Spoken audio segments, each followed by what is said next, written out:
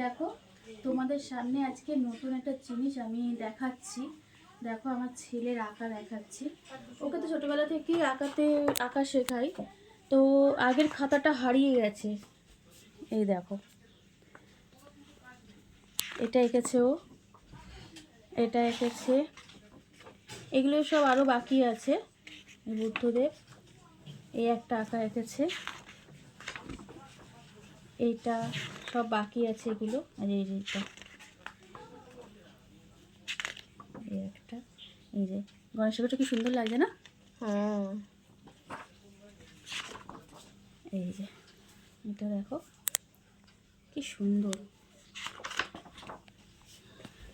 এই যে এই একটা আঁকা, এগুলো সব প্র্যাকটিস করেছিল, এগুলো সব প্র্যাকটিস করেছিল।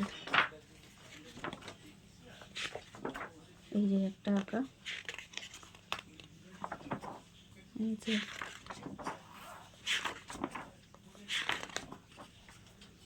যে বিবেকানন্দ।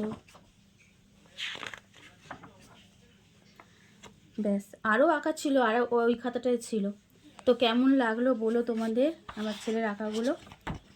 ঠিক আছে, রাখছি এখন।